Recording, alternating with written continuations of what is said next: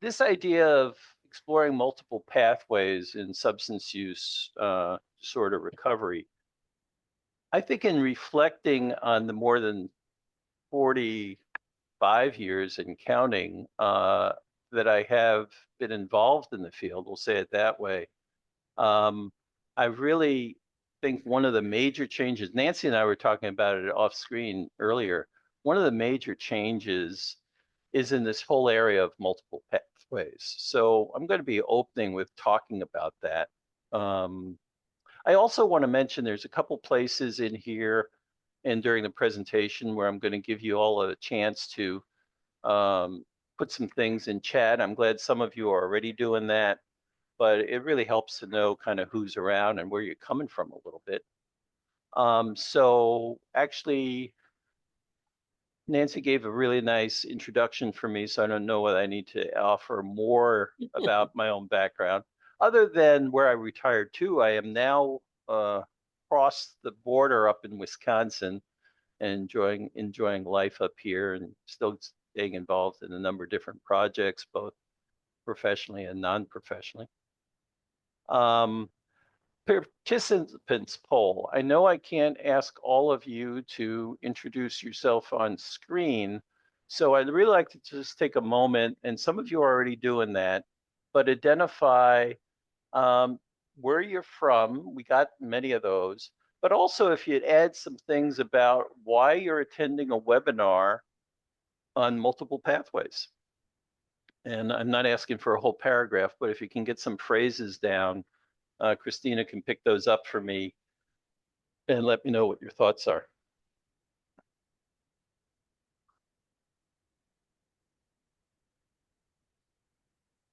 I'm not sure. Christina, can you talk? If not, I can pick them up, but she can respond in chat. Oh, Christina Okay, has well, we'll just, no. All right. So what you got, Nancy? Any coming in yet? well, let me see. Oh, they're responding to the fact they could see your screen. Okay, there's one Oh, response here, assisting those in body, mind, and spirit. I know I can refer clients to treatment. nice. Actually, I'm getting the chats popping up one at a Okay. time on my screen too, so we're good. Any others specifically be about why? Oh, I'm from Illinois. Excellent. Um, any specifics about why the webinar on, Oh, we're starting to get a lot of those. yeah, harm reduction? Interesting. We will talk a little bit about harm reduction. Curious to see different models. That's the whole purpose. Yeah, which 40 years ago, Nancy and I would not be talking about harm reduction. How true. Yeah, yeah, excellent. Helping clients achieve recovery. And near the end, I'm going to try to talk about how do you actually do that? How do you help someone pick the path that they're looking at? Teachable, a word I love. Thank you. That's from Jody. Okay, that gives me a flavor of it. Oh, here's some more coming in. Southern Illinois, excellent. Okay. Um, and as we go on, use chat. If there's some things you want more information on, put those questions in there. I'm real okay with that. One of the challenges, and I didn't mention it to Nancy, but one of the challenges in compressing this multiple pathways of recovery into a 90-minute webinar is there are so many different Mhm. pathways. And so I tried to be selective while still giving a pretty broad range of different types. Um, the other piece to that that's a challenge too, though, is that I don't want to just give you a laundry list of, well, this is what 12 step does. This is what celebrate recovery does. This is what I sort of more like, I think of this as a brunch buffet a little bit. We're going to stop and see some of these different things. If people have specific questions about them, I do my best to answer those questions. But I think the spirit of this also is to go at the importance of multiple pathways and how we indeed help people decide what works for them at that point in their recovery. For some people, one pathway might work best as they initiate recovery, while something else down the road helps them sustain recovery. So Mhm. keep that thought in mind. Um, and also, I don't want to suggest that when we're talking about multiple pathways, you really are only picking one. Because I know many, many people who use what they can from different pathways. And there's nothing wrong with that. As a matter of fact, there's great strength in that. So I think that's the parameters of what I'm going to be talking about. Here are the learning objectives I have in mind. I mentioned that a little bit. Why multiple pathways? We're going to talk about some examples. As a matter of fact, I think probably looking at about 9 different examples. Um, We're going to also try to take a look at some healing principles that are found in various pathways. I keep looking at common denominators. So, what's the common denominator, for example, between smart recovery and 12-step recovery? Because even though smart recovery was developed as an alternative to 12-step recovery, there's still some of the same principles. So we'll have some of that discussion. And then, as I said, also, we're going to have to learn how to respect someone's chosen path and maybe help them even select that path that they're using at this particular time or at that point in their recovery. So that's what I have in mind for us. Um, Here's a little trip back into the Wayback Machine from my past. I started working with alcoholics in 1979 was when I was a social work intern, a second year social work intern on the north side of Chicago, a hospital called Grant Hospital, which was really a wonderful hospital back then.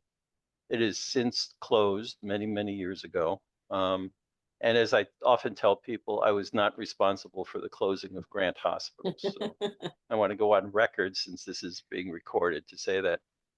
But as a before that, I was working with emotionally disturbed kids in residential treatment for 4, almost 5 years. We'll say 4, because I started doing that in '75. So if we look at that, actually, I've been in the helping services for 50 years. But so I needed to learn a lot about what treatment was and what recovery was because I didn't have a clue. I was looking for an internship so I can learn something new. Although I also knew that in working with kids, they might have some of their own problems with alcohol, or they might be from families in which there was alcoholism. I knew that much. So I think I was going in thinking that I might still kind of use it in working with kids. Within the first weeks of working on this unit, I knew this is the work that I needed to do. Um, but what I learned, because I really got the basics, was Grant Hospital believed that people should start on the inpatient unit. So they get all that education, they're helped through detox, they're brought out of their life for a while and focus on what's going on. This is a 21-day program back when there were 21-day programs. If someone had a difficulty in their detox, we could even extend it to 28-day inpatient.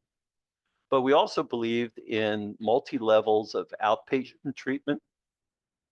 And we really recommended people get group and individual outpatient treatment for at least 6 months, sometimes even more like 12 months. AA was the way. We recommended people doing 90 minutes and 90 minutes. That's funny. I'm doing 90 minutes, 90 minutes in 90 days. Get a sponsor, work the steps, everything about 12-step recovery. Very clearly, abstinence, total abstinence was the model. And that was back in 1979. We were also using antabuse as a possibility. We didn't make everyone use antabuse, but boy, we gave a big push for antabuse. That might seem just like a history lesson here, because some of you might not even know what antabuse is. But antabuse was a substance that was not mood altering. but it interfered with the metabolism of alcohol in the body. So if someone would, you'd take Antabuse on a regular basis, and if you got the urge to drink, it might prevent you from taking it because if you drank on Antabuse, you get pretty sick. I won't go into the details of that sick, but it certainly bought people time because it took away some impulsive drinking for some people. And if they wanted to drink again, they'd have to get off Antabuse for about a week, stop taking the pill. So that was the thing. It was simple. It was like, boom, this is what you want to get sober from alcoholism. You do these four things, you get sober. That I think is the message we were giving people. And if they weren't doing this, we would, talk about their denial, we would talk about their resistance, and really kind of work on them, mostly on that inpatient unit, about to start complying with treatment recommendations. Well, many patients were successful, but many were not. So my first question for you in chat, why didn't this work for everyone? Sounds pretty simple to me. You do these things and you get sober and stay sober. So I welcome some comments in chat. We'll take a couple minutes on this before I move on. Did not resolve the underlying issues. Thank you, Jennifer. It was more than just not drinking, that's for sure.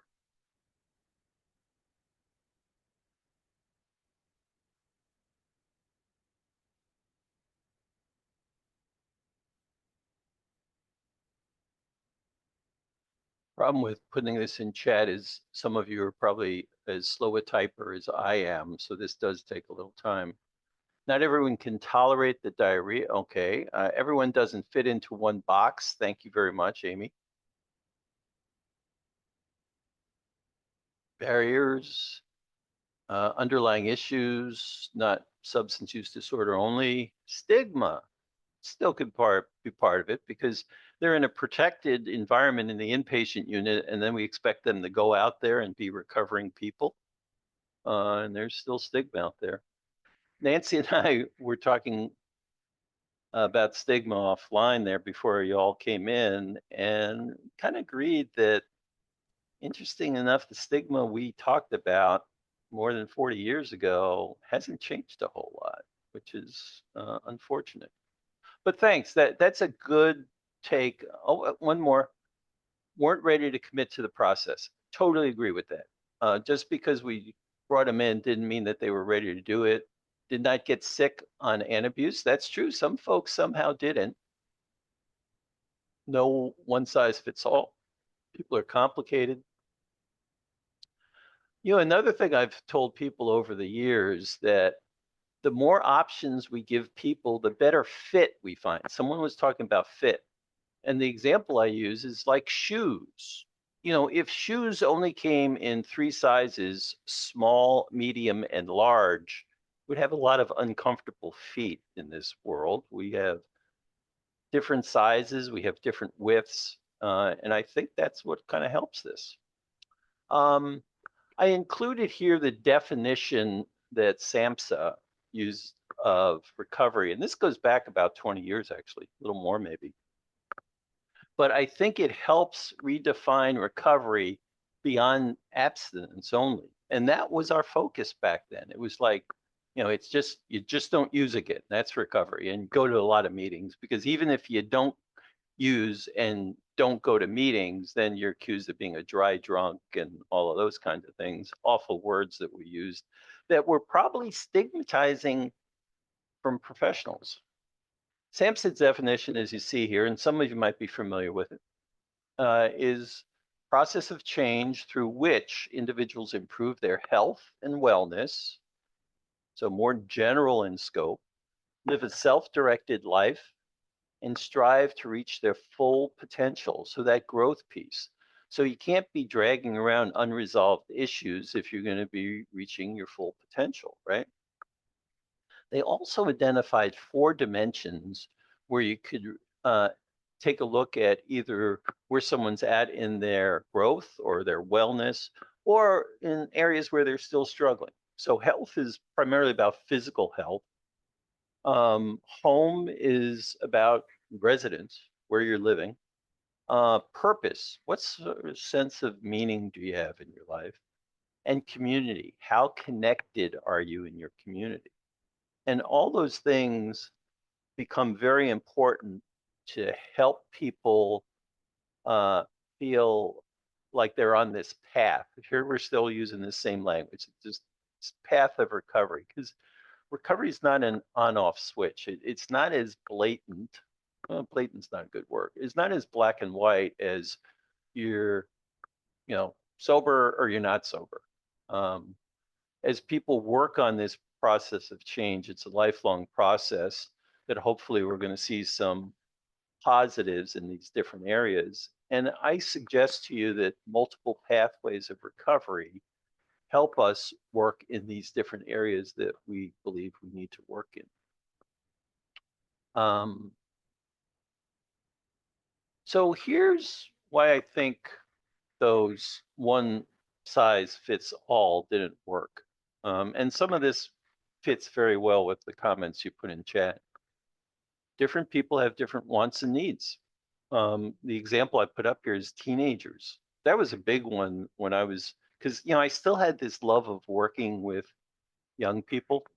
So my first job out of my internship was working with actually a place on the north side called north side of Chicago called Alternatives, and I was working with young substance users, um, and it really actually kind of used the harm reduction model before we even called it harm reduction. The idea was really helping engage people, and instead of fighting them that they have to be totally abstinent from all substances, we talk with them about what substances were they having problems with.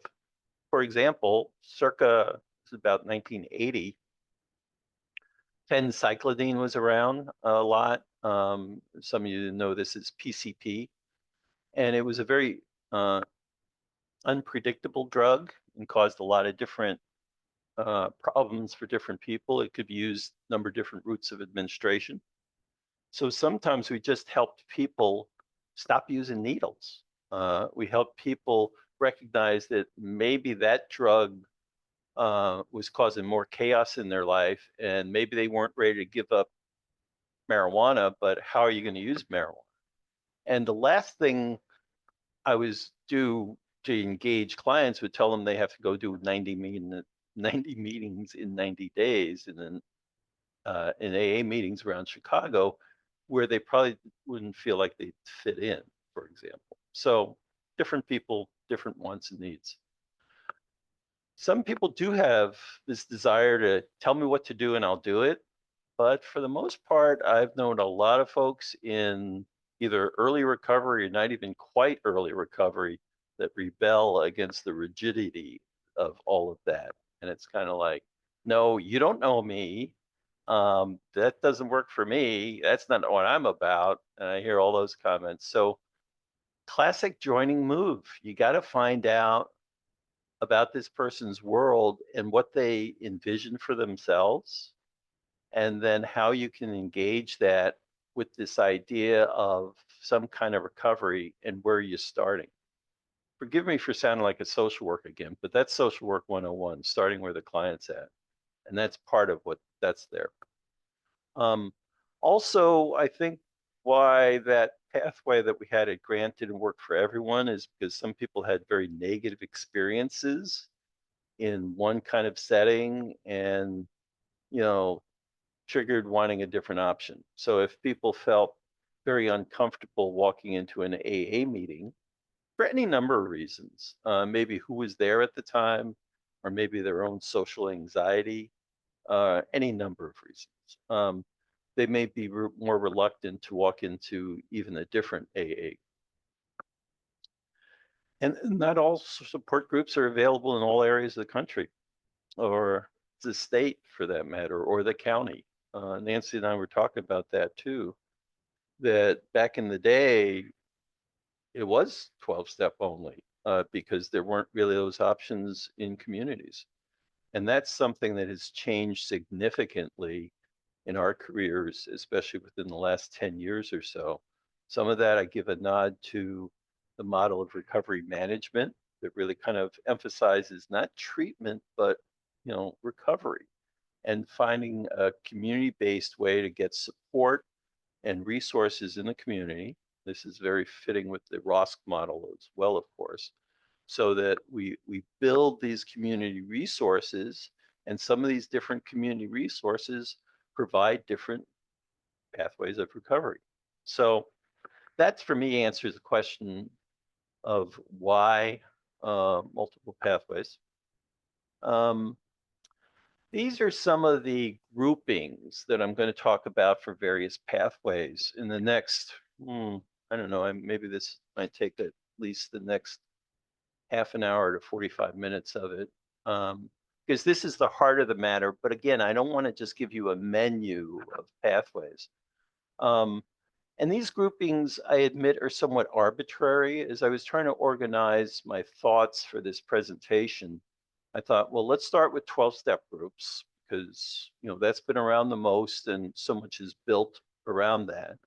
Interestingly enough, though, we saw a time, and I'm including you on this, Nancy, we saw a time when there was enough pushback to the 12-step model that other models were developing that really even identified themselves as alternatives to the 12-step model. That, there's other ways of doing this, so that's how they define themselves. I think another huge growing area as a third general grouping is religious-based groups. So I'll be talking about celebrate recovery, Dharma recovery, those kinds of things. And then there was maybe call this my miscellaneous category, because I think there are also ways where people recover that don't fit the first three groupings that I mentioned. Excuse me, I'm bathing my throat in some hot tea. I've had a very weak throat for the last couple of months. Some of these other pathways could be things just like someone goes to counseling and they get sober through counseling. Um, could be, I'm going to talk about a concept called spontaneous remission, which sounds mystical a little bit, but there are people who something happens. Usually it's a spiritual experience that they feel, and their attachment to wanting to get high leaves them. So we'll talk about that a little bit too. So that's where I'm going, like I say, in the next half an hour, maybe even a little longer. 12-step recovery groups, again, the limitations of time, we could have a full day workshop on 12-step recovery. And I wouldn't ever get to any of these other groups. So keep in mind, this is skipping the surface a little bit here, but I still want to take a look at some of the essence that I think is in 12-step recovery. And if any of you have any other comments to put in chat or questions through these next two slides, I'm very open to hear your reactions. So yeah, we can talk about Alcoholics Anonymous, Narcotics Anonymous, Cocaine's Anonymous showed up in the, especially the 80s when cocaine became a huge problem. Al-Anon, Nar-Anon really kind of shows that these 12 steps work not only for keeping people sober, but helping people deal with the impact of alcohol and other substances on themselves and their families. So helped people relieve some of the knots that they find themselves in that we call codependency and other kinds of behaviors. I think the power of the 12 steps is that they're based on spiritual values. So if we had more time, we could go through each of the 12 steps and take a look at the spiritual principle embedded in each step. And of course, there are steps that you should go through in order. It's not just a menu where you go through and kind of say, oh, yeah, I think I'll do this one. I'm not interested in those. Let me go down to do this. Yeah. I really saw many people over the years, for example, who tried to make amends to others for the harms that they caused in their lives before they had really had a solid foundation in the 12 steps. And if anything, it caused more harm, not only to the person that they thought they were making amends to, but themselves. So again, the importance of doing these steps in order is very important. It builds self-awareness, certainly builds accountability, because you are becoming more responsible for not only past behaviors, but who you are and what you do and what you think in the present. Improves relationships, not only with other people, but certainly with the concept of a higher power, and certainly can improve your relationship with oneself. I'm going to go very Carl Jung on you and say we all have shadows, parts of ourselves that aren't very often expressed. And sometimes that causes inner conflict. And working the 12 steps can really get us in touch with some of those things and make peace with it.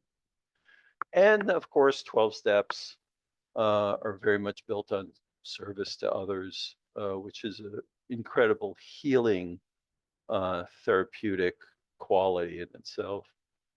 12-step groups also provide peer support, sponsors, someone who could be a mentor and lead you through a ton of literature and all kinds. We can talk about slogans and everything else that is in the culture. And I will say, 12-step is its own culture with its own language even.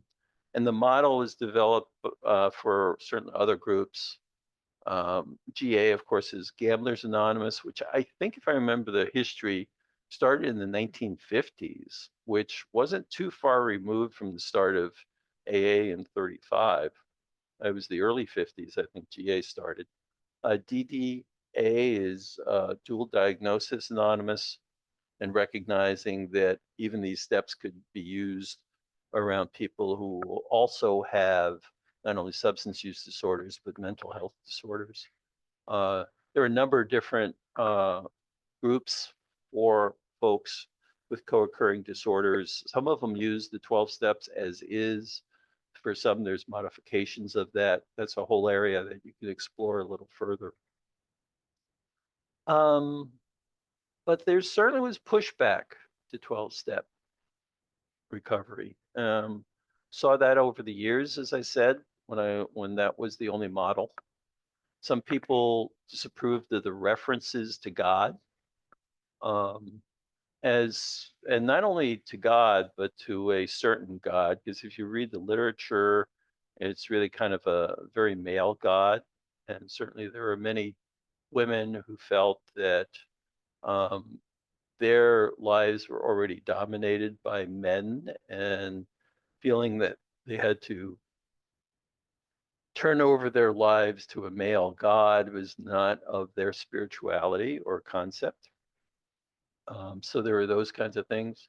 Other of the concepts that disturbed people was even right at the start, admitting one's powerlessness, saying, no, I'm in control of what I want to do. I'm not powerless. And boy, since that's like the first step, there could be a lot of struggle in getting people out of the starting gate, if you will. So that was clearly a problem. Some dislike, excuse me, the emphasis of having to go to these meetings. And that's exactly how I would hear it many times back in the day. Why do I have to go to all these meetings so much? Why do I have to go every day? Yeah, maybe I'll go on weekends, but and then the idea of getting a sponsor who they're going to quote report to. I don't think that's the spirit of what a sponsor is, by the way, but many people felt that, they were just all of a sudden having to get someone who's going to police their activities. So that was a form of resistance.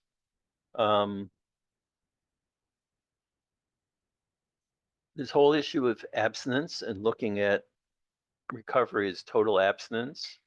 Many people rejected that, especially folks who were users of various different substances. So, for example, if someone says, yeah, I've been out of control of my drinking, I black out, do stupid things. I don't even know what I'm doing. I've got a DUI, blah, blah, blah. But, cannabis just mellowed me out. I never got in trouble using cannabis. Well, all of a sudden, we were caught in this idea of arguing that, yes, but you're still using a mind-altering substance. You're not necessarily working on yourself, blah, blah, blah. So all those kinds of things. So that was the battle. And any others that people think of that were some of the resistance, specifically to the 12-step model? I know you already put some in. Anyone else want to join in on that conversation? Resistance to the 12-step model? I'll give you a moment to type in chat while I sip some more Earl Grey hot tea.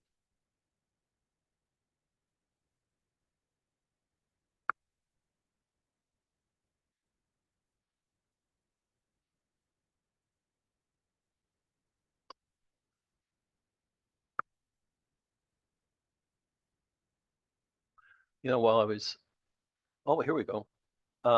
Can't complete the 12 steps or not ready to. Mhm. Yeah, for some, 12 steps seems like a long haul, especially if they have trouble with the first steps.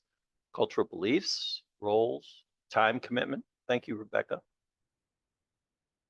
Yeah, thank you, Jennifer. I've really heard that people felt that, 12 steps is a cult. And the other one came up quick, but making amends to an abuser.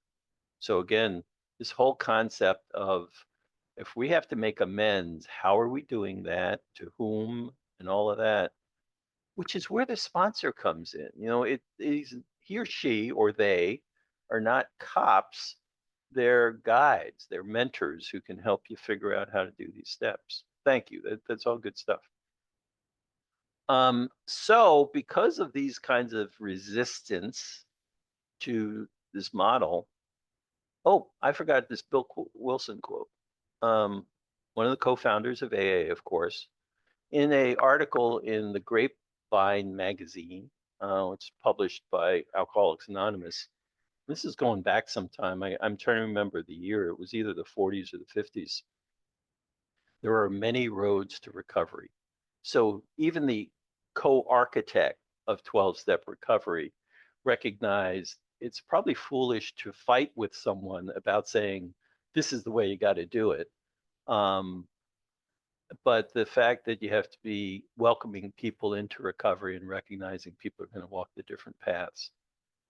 I also saw that chat piece that, yeah, 12 steps are really is about a blueprint for living. It's not just about keeping the cork in the bottle. I think that's very important to note. And while we're talking about Bill Wilson and total abstinence, it is very true that at one point in time was very interested in the power of hallucinogens to help promote more personal insight. And he did have some experiences. I don't think he overdid it by any stretch of the imagination. But there's a perfect example, too, of he recognizes that there is something there that may be of value. And one can argue, well, he wasn't, maybe his recovery stopped at that point in time.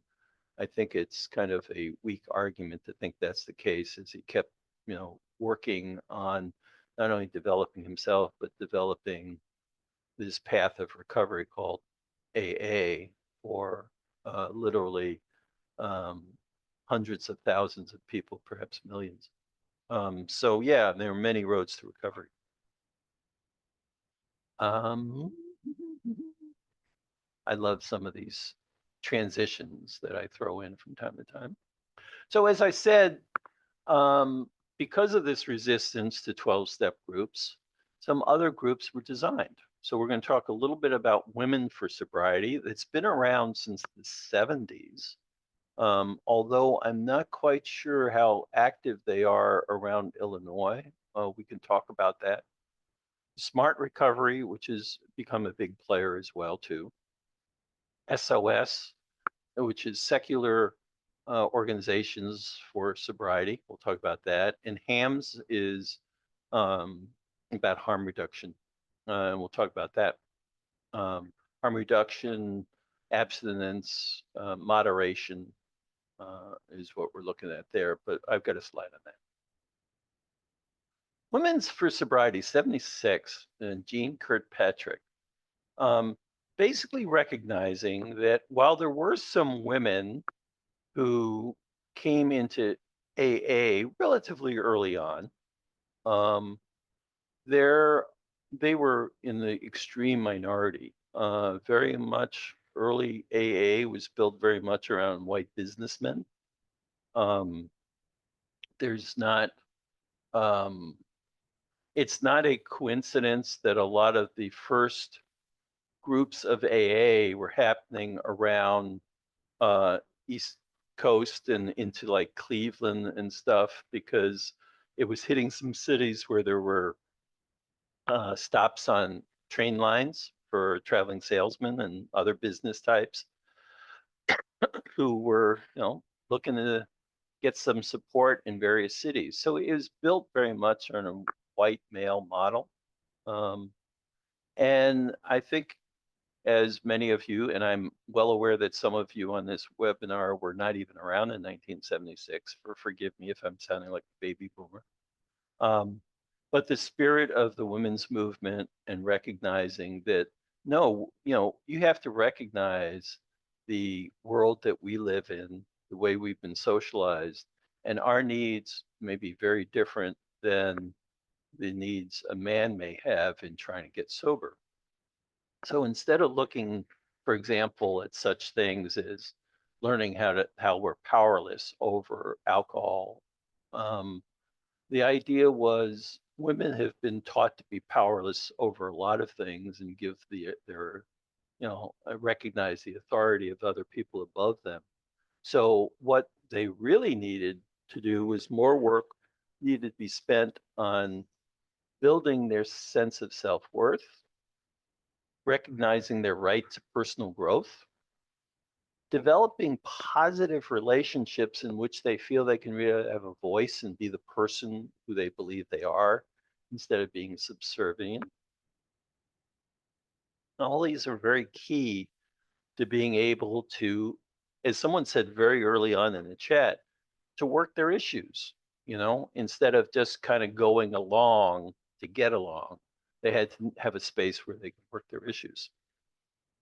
So Kirkpatrick and others developed this New Life program that was really built on 13 affirmations.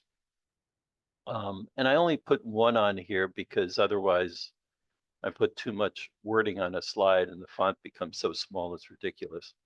So one of them is enthusiasm is my daily exercise, which I think shows wonderful insight into really taking a look at how our mental attitude produces a certain behavior for us. So if we start the day with a sense of energy and enthusiasm as a daily practice, there's going to be some positive effects, behavioral changes in that.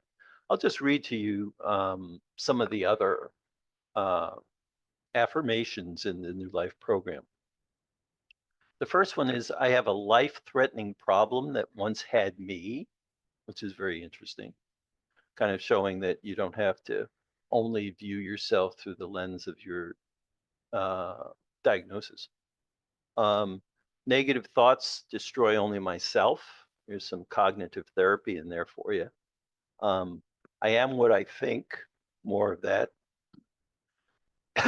Life can be ordinary or it can be great. Love can change the course of my world. And I don't think they're talking about romantic love there. I am a competent woman and have much to give life. I am responsible for myself and my actions. So, really, using all these kinds of affirmations were really important to help women who were trying to recover erase some old tapes, mental tapes that they've been playing, and replace them with some new perspectives. There was a point in time back when I was running a couple programs in Chicago, and this is already into probably around 2015 maybe, where I was trying to get more information on where meetings would be for women for sobriety. And they were very tight-lipped about that. They were not, at that time anyway, now this is 10 years ago, maybe it's changed. They were not publishing a meeting list. And I think that that was tied into the way it was explained to me, is because many women who were seeking meetings were women who were traumatized through domestic violence. And they wanted to make sure that these meeting places were not known to the general public. And that if you wanted to find out where a meeting was, the woman would have to call up the office and get some idea of meetings. So that says something about the time we still live in. But I'm not sure whether there's accessibility for women's sobriety around Illinois at this point in time. Um, at the time when I was aware where meetings were around Chicago, there were some in the city and some in the suburbs, but I'm not sure how broad they stretched out to other areas of Illinois. So that's Women for Sobriety. Smart Recovery stands for Self-Management and Recovery Training, based on Albert Ellis's work. I don't know how many are familiar with his work. He took sort of a cognitive behavioral approach, but also added emotions to it. So that's why it's rational emotive behavioral therapy. Albert Ellis, I saw speak at a conference once. He was a strange bird. He passed out lyric sheets um, and had us sing these songs that incorporated REBT to, just like popular tunes, and he wanted us to sing along, which was a unusual way to present your ideas. But Albert Ellis strove did things differently, I suppose. I don't want to sound as critical as that's coming out, but that's it. He rejected the idea of labels such as alcoholic or addict. He thought that that did no good. It froze people into an identity instead of taking a look how to change how they think and feel. No steps, no need for ongoing attendance. If you wanted to come to a meeting, you come to a meeting at any time. Excellent. Someone's very excited about starting training around smart recovery, and that's going right to the next line I'm going to mention. Meetings were led by someone trained in smart recovery, so it's not only peer-led, peer-driven, it is facilitated by someone who's trained in the model. And when I was for some years, I was running a program, a hospital-based program again, this was about 10 years ago, on the north side of Chicago called Harborview Recovery Center, which is part of St. Joseph's Hospital. And even then, 10 years ago, the only meetings we had on site were 12-step meetings. And I thought we needed to open that up a little bit more. So we did bring smart recovery. Someone trained in smart recovery came and started doing a meeting for us. And some patients really welcomed it. I only had one negative experience around it, and that was an AA volunteer who felt that somehow I was being treasonous. I don't think he used the word, but that was the spirit, to AA, and he was going to report me to the downtown office. I said, great, please do. I'd love to talk to the downtown office about this. Downtown office meaning the AA office. So it's, the other thing about smart recovery that some people really enjoy is that it's also more open to crosstalk. In the AA, we talk about no crosstalk. We're not trying to solve someone's problems. We're just giving them a vehicle where they can talk about it and work out some of their own problems. But in smart recovery, you bring in a problem if you want, and everyone talks about it. They get involved. So in some ways, it almost looks more like a counseling group, which is not too surprising because it's based on a counseling model, rational emotive behavioral therapy. And the idea, just as similar to cognitive behavior, we're trying to take a look at our faulty thinking, our thinking errors, changing them so that we can act more responsibly. And smart recovery, I really do believe, is here to stay.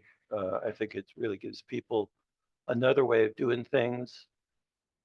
And I also want to reiterate that even though this was developed as an alternative to AA, I knew many patients that I was working with back when I was at St. Joe's who kind of said, well, I like both of them. Can I do both? And it's like, well, yeah, no one's checking what meetings you're attending because they felt that it met different needs for them. Some people are really hungry for that, kind of sharing ideas and the having a discussion instead of just listening. So, yeah, so that's smart recovery. Secular Organizations for Sobriety, SOS, 1985, James Christopher. If you want to know more about this, you can, Google um, SOS, James Christopher, because actually there's a whole lot more that can be said about this. Um, there are some things about AA and 12-step model that they reject, such as the disease model. And they also don't like, obviously, the religious tone of AA. That's why they go with secular organizations. It's still an abstinence-focused model. And they really rely very heavily on personal responsibility. Um, and in that way, it's similar to smart recovery, but it's still focusing on this aspect of you can do better. So you have to take a look at how you're being irresponsible and changing that irresponsible behavior. So that's a quick thing on SOS. If you're interested in that more, you can check that out. In the readings I was doing, I was seeing some of that coming more from the East Coast than the West Coast. So I don't know how rooted it is in the Midwest. Uh, just point in fact. Um, the other thing, I was just looking at my own notes that I didn't put on the slide. Um, says here they do acknowledge, even though they reject the disease model, they do accept the label of alcoholic or addict, and say that we have to take whatever steps are necessary to stay sober. So again, this whole thing about responsibility and what we have to do. Harm reduction, abstinence, moderation, support. And they really do go by the initials HAMS. I'm not sure why the R in harm reduction was dropped, but that's probably not important. They do not see abstinence as the only way, obviously, in harm reduction, although this broad brush thing says abstinence can be a choice. That's why they're calling it abstinence or moderation as well. There was a different group, by the way, called moderation management, which was involved, and they still might be around, involved counting your drinks when you drink and keeping charting of that so you don't drink too many. And men were allowed X number of drinks because of their body size. Women were allowed fewer. Moderation management also got into some kind of how do I want to say this, public problem because one of the founders of it had a DUI that, not just a DUI, but was an accident that killed someone because they were intoxicated. So, but that's moderation management. So that kind of counting drinks sometimes is questionable, but it's part of harm reduction. I don't want to, downgrade it at all. Sees recovery as a process of any positive change, taking a step forward. There's a really good book out called Undoing Drugs. If you want to know more about harm reduction, that's the one that I would recommend. It really helps taking a look at helping people make decisions how they could lower their risk of negative consequences to their use. It's been with us for a long time. As a matter of fact, I think it's with us a long time even before we started using the term harm reduction. Needle exchange is certainly something that was happening back in the 80s with the crisis in AIDS, and recognizing that people sharing needles was making the AIDS crisis incredibly worse. So we started needle exchange programs. I know in some communities that was verboten, but yet it was a public health issue. It was a way of really helping people. Um, Even going back, and this goes back decades ago too, the designated driver concept. Um, so that we're, someone, if a group of people go out drinking, someone stays sober to drive everyone home. Interestingly enough, now that I'm living up in Wisconsin, I'm about, I don't know, 20 miles west of Milwaukee. And I go to baseball games at uh, American Family Field to see the Brewers play. And they actually have a booth there where they give people coupons for free pop drinks. If they identify themselves as designated drinkers to get other people home. Keep in mind, Wisconsin is a very drinking culture. So the fact that they're, trying to keep someone using this concept of a designated driver is very important. So, of course, the underlying message is get as loaded as you want as long as you have someone who can drive you home safely.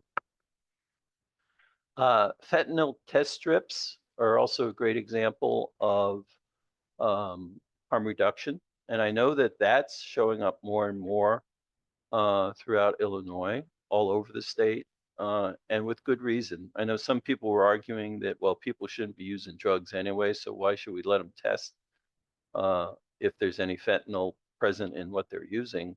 Well, there's a very simple answer to that is because it saves lives. And if you want anyone to have a chance of recovery, you also have to give them a chance to stay alive to do that. So fentanyl test strips certainly fit the profile of harm reduction. Um, Before I move on, because I know harm reduction could be a hot button issue, any comments or questions that you want to put in chat about harm reduction?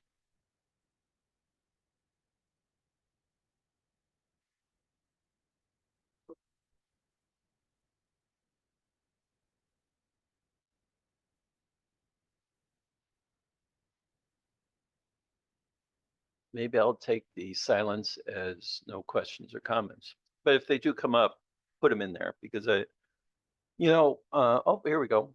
Great information. Well, thank you, Russell. Hey, there's someone I know. Hey, Russell. Um, yeah, it's really important. As a matter of fact, one of the major changes, I think, over the decades, once in a while, once again, I'm pulling you into this, Nancy. That this is a major change that we're even allowing this to happen. And yeah, Laura, I saw the comment that some people see this as enabling, um, but um, it's not enabling if you're still engaging a person in this process of taking a look at the risk they're creating with their use and helping them make decisions because you're engaging them in a process that if we then look at the stages of change, we want people to go from pre-contemplation to contemplation. And even using this model nudges them into contemplation. They're making some clear decisions and starting to make some preparations for whatever changes they're making. Again, any positive change. So thanks for those comments. Oh, I forgot I threw this slide in here.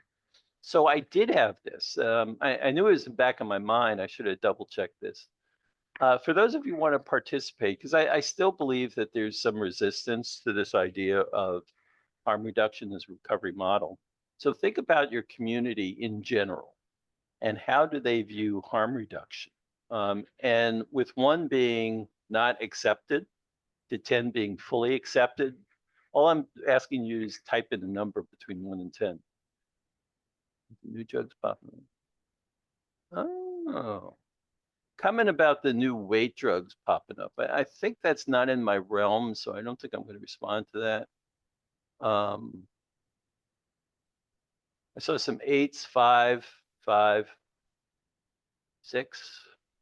Yeah. My best guess is this was the range we were going to be in, sort of mid-range, where people might not. Oh, there's a 2. Um, but where I totally aware that the entire community is not wrapped around this idea, even though it saves lives. Um, but we have a ways to go to help people understand the importance of this model. So thank you for all those numbers. And if I was a savant of some sort, I could like take in all these numbers and give you the average just within seconds. Unfortunately, I don't have that capability, but thanks. It really does affirm that we're kind of mid-range. Yeah, Rebecca is not quite aware of that. The more community stuff you do, especially, I know some folks in doing the ROSC work around Illinois have had health fairs and sometimes include programs that do harm reduction in their health fair. And that's when you get a little better feel about where people are at in their reaction to harm reduction. Because you also get some people in the recovery community, of course, going to the health fair, but you also get some general public people. And it's kind of interesting to do that. Does harm reduction include medical assisted recovery? We're going to talk about medication assisted recovery in just a little bit. Um, for the purpose of my grouping, I did not include that as harm reduction, and I'll hopefully explain why. There you go, a little origami for you. This next group is about religious-based ones, so here are a few that we're going to cover. We'll start with Celebrate Recovery, something that I would think many of you are aware of, especially around Illinois. Developed in 91, so it's been around for a while, more than 30 years, which is incredible when I look at 91 and think it's been around for more than 30 years. Started actually in California at Saddleback Church. Rick Warren added some things to the model. Rick Warren was a writer, pastor, speaker, who really, I think, helped move it a little bit more into public awareness with the work that he did. Very Christian based, and focused not exclusively on alcoholism, but various problems such as gambling, uh, domestic problems, marital strife, stuff like that. And the focus was really this idea that through studying scripture, we can find the guidance available in there to help us initiate and sustain more positive thinking that's going to lead to more positive behavior. They haven't used the 12 steps, they modified them. They do still use the idea of a higher power. And my understanding, unless it's changed in recent years, you don't select your own higher power as they do in, for example, AA and NA. But your higher power, since you're a Christian, is Jesus. So there's certainly a deep dive into Christianity as the foundation for one's recovery.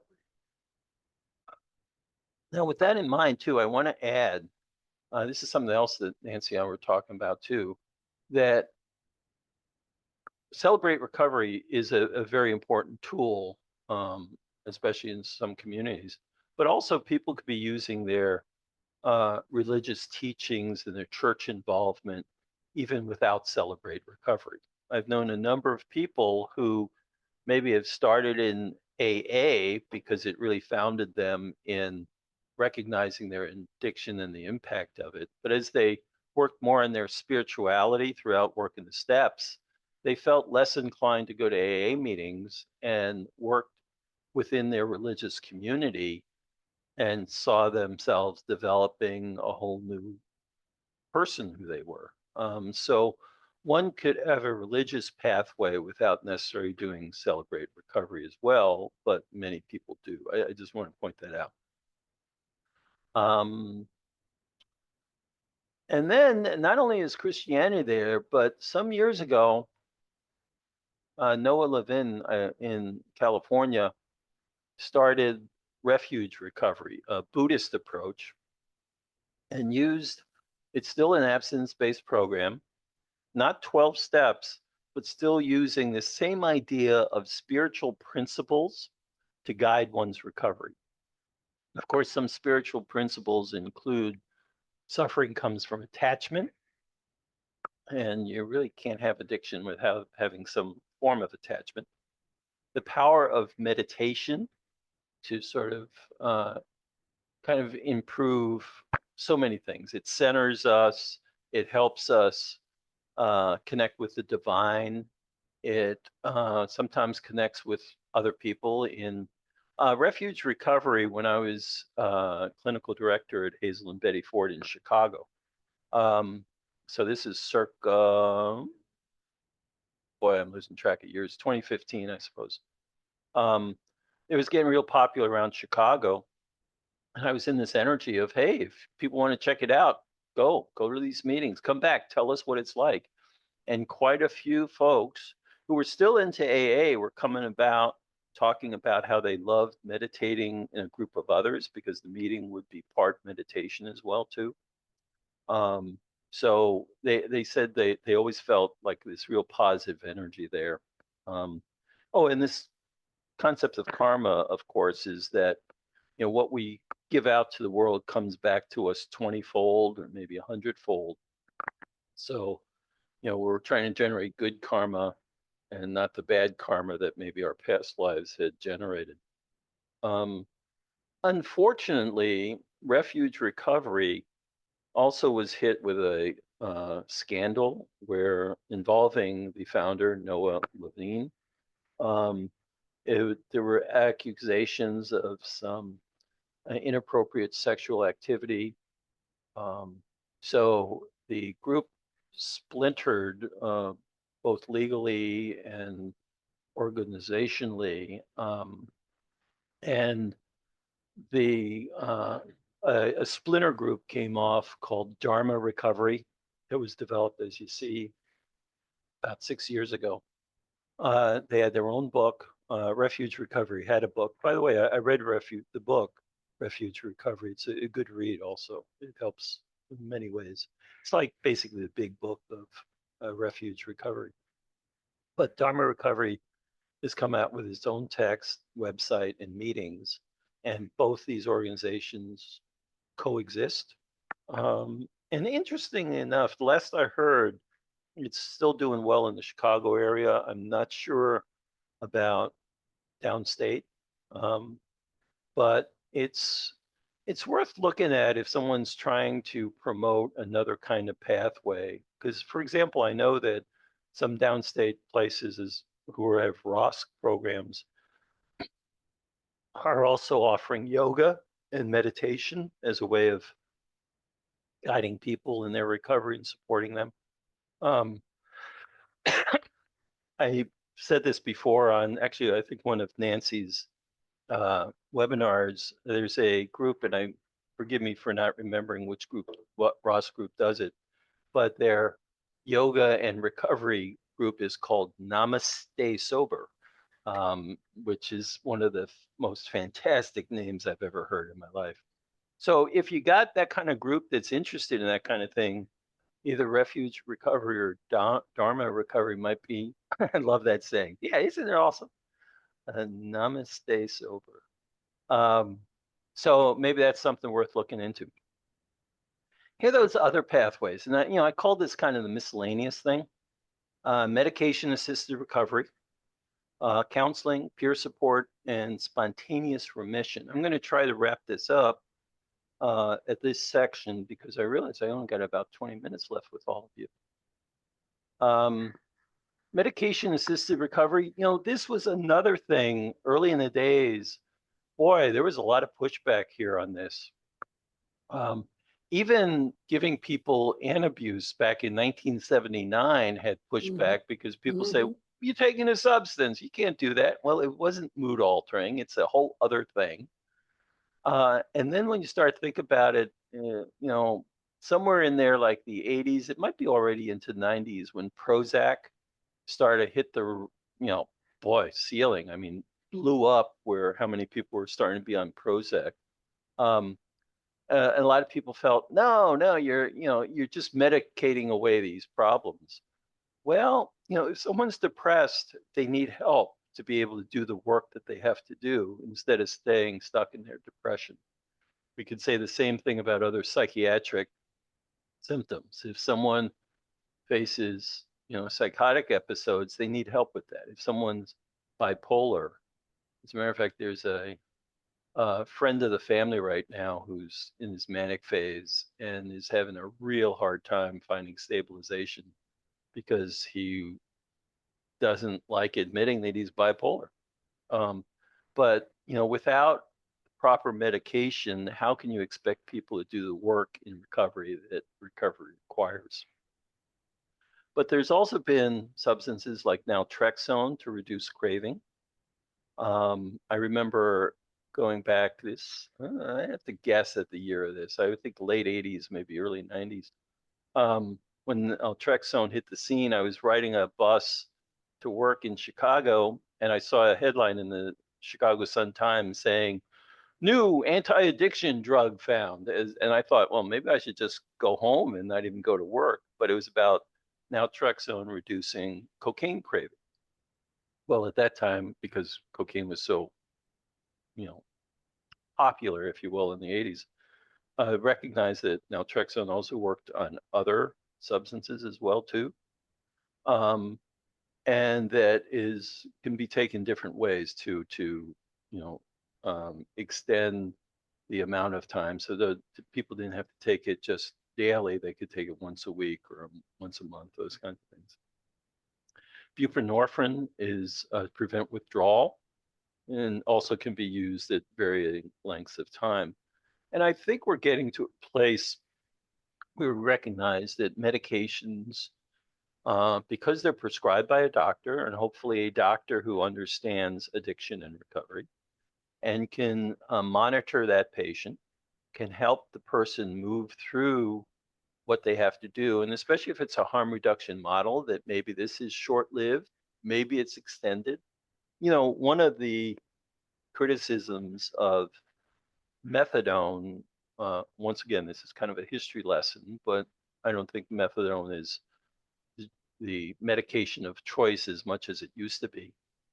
One of the criticism was that, well, people are still feeling the effects of methadone.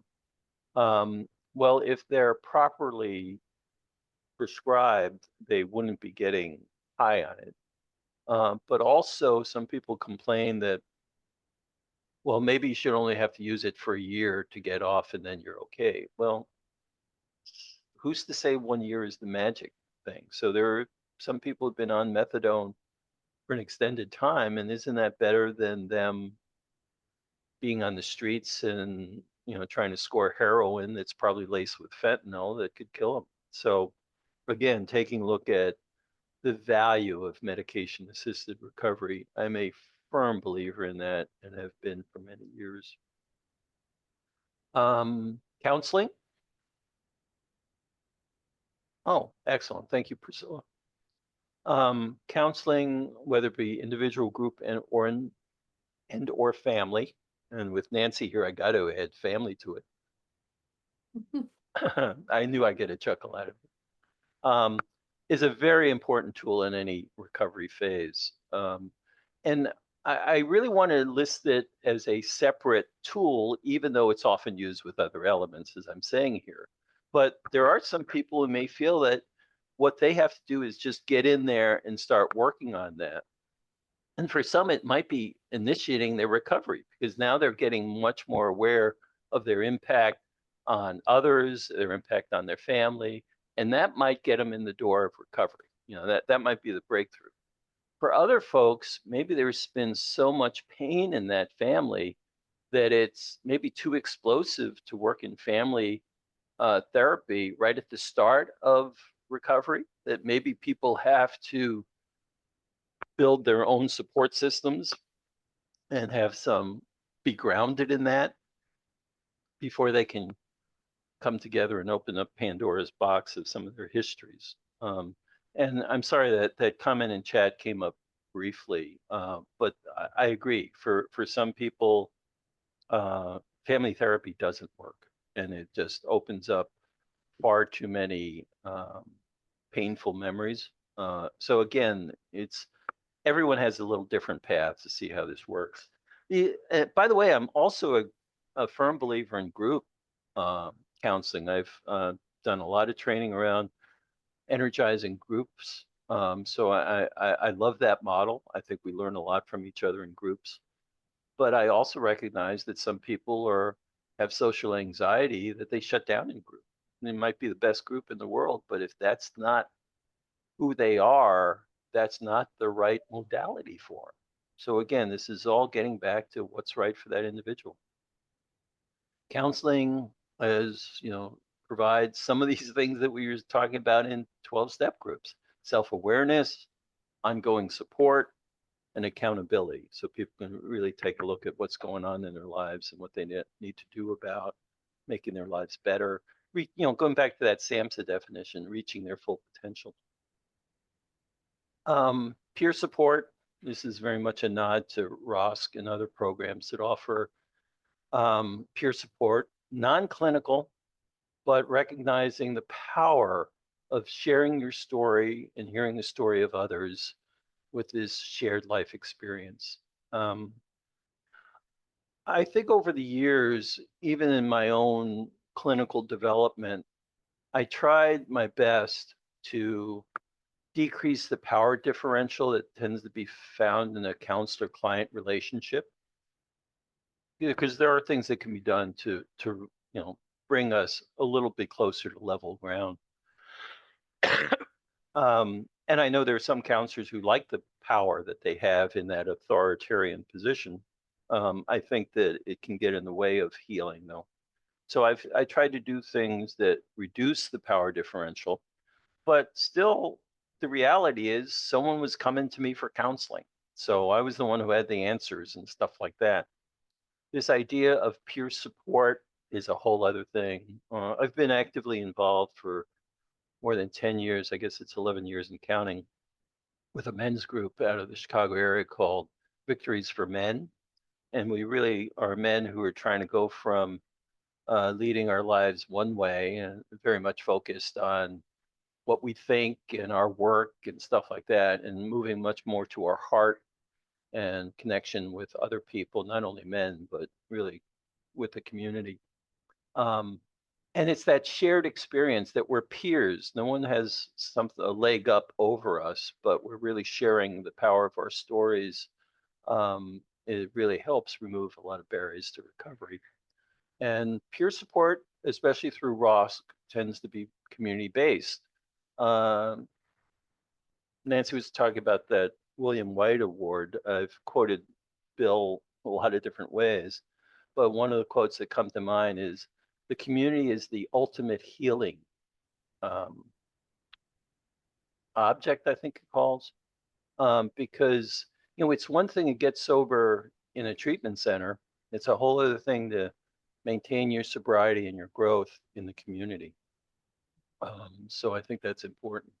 And having worked inpatient many times in many different situations over the years, um, I know that some people do quite well as a client while they're inside a safe place, and then something else out in the community. So the community is the ultimate test. And check this out: Spontaneous Remission book. You see, 2001, William Miller, and yes, that's the same William R. Miller of um, Motivational Interview, co-authored a book called Quantum Change, and they uh, really describe a number of different kind of experiences in which people have sudden spirituality experiences, usually in which the person feels transformed. Typically, it's the sense of the presence of a higher power, and the person feels a sense of renewal. New optimism is usually part of it. Not only is freedom from craving, but this feeling that they feel connected with this love energy, this life force. And sure, Bill Wilson is an easy example of that. If you're familiar with his story, it was when he was feeling pretty destitute in a hospital in New York and had this shining light experience that he really felt that he was touched by this higher power, which led to, for him, this new spirit that he could make it, because this is Bill had certainly experienced many relapses, had tried many times for recovery and didn't get it, but felt renewed. Um, so it's funny. In the past years, especially many years ago, you'd hear people say, "Yeah, I don't need AA. I saw the light. I got this idea, and then I got it now." And I think as counselors many years ago, we were trained to be skeptical of that because that sounded like denial, that sounded like resistance. But there are some people who do that. I don't have any research numbers for that. I think that's a very difficult group to try to do research on. But that is a pathway if people are so blessed. Um, so that's spontaneous remission. Home stretch here. So I was looking at these common healing principles, and you all can just think of some others here too. But here's some that I just want to list to get you going. Most of them have this idea of self-reflection, whether it's this kind of spiritual way or just a cognitive way, like, REBT or stuff like that. Values driven behavior, where we really ask people to take a look at their behavior and is meeting what they believe fits their values. All of them are looking at some kind of commitment to change. Most of them, for the most part, there's some skill development involved. We can take a look at, if we had more time, the different skills that someone may develop through working the 12 steps, or even just participating in groups. Um, Sense of connection and a sense of belonging. Um, I guess there's others I would add to it too while you're thinking of, if there's any you want to add to it, put it in the chat, please. But others I was thinking about before coming on was the power of our stories. If you're in there with others, you hear their stories, and usually people find a little part of their own story in the story of others, and that fuels the connection and the sense of belonging. I can go Urban Yalom on you and talk about installation of hope, where it stills the sense that things can be better when you work within a group toward your recovery. And the power of modeling recovery. Some of these um, groups, and it's not only 12-step groups, but even going back to Ross, we see people who have had recovery for a while, and they certainly can help be great role models for those people who are just coming to recovery and trying to figure out what it's about. Any other healing principles that you want to add to that?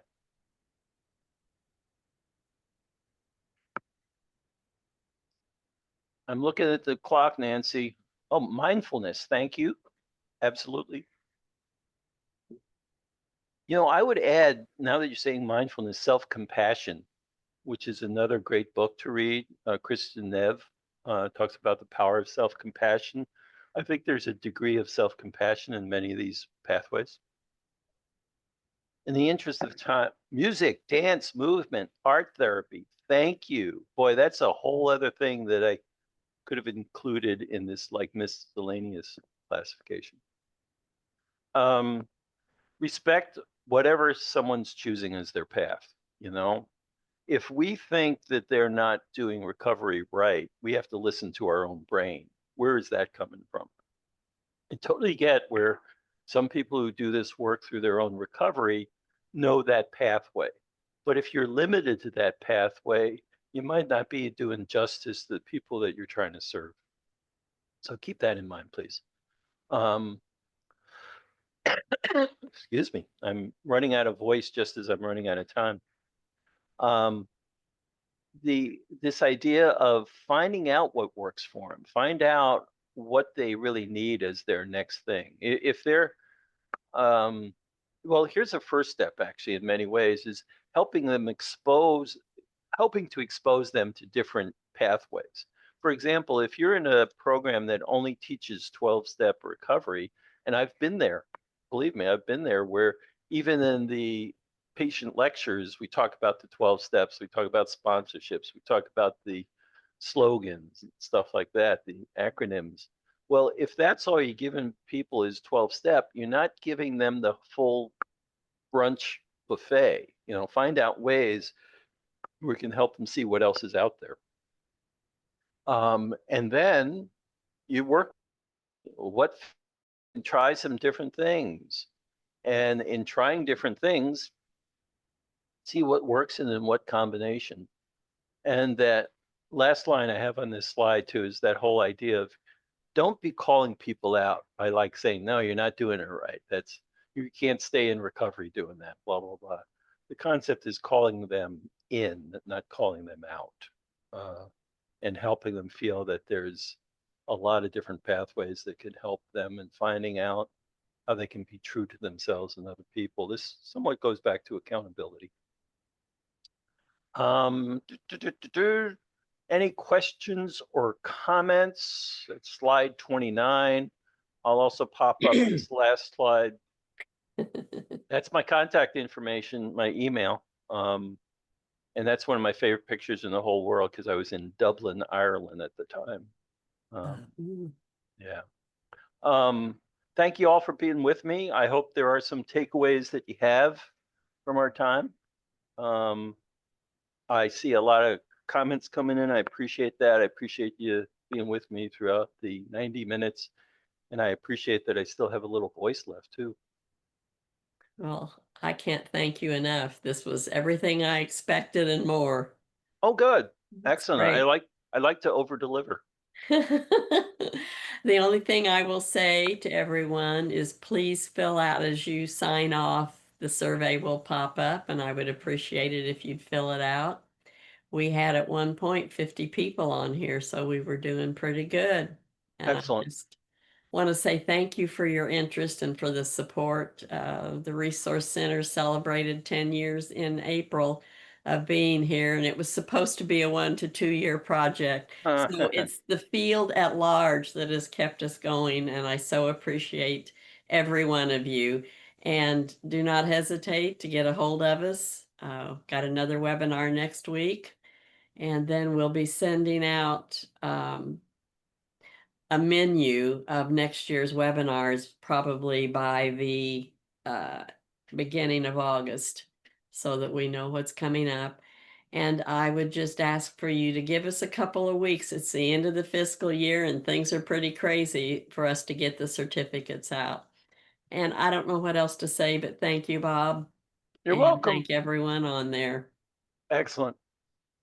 So have a great week and a safe one. Amen. Bye, everybody. Bye-bye.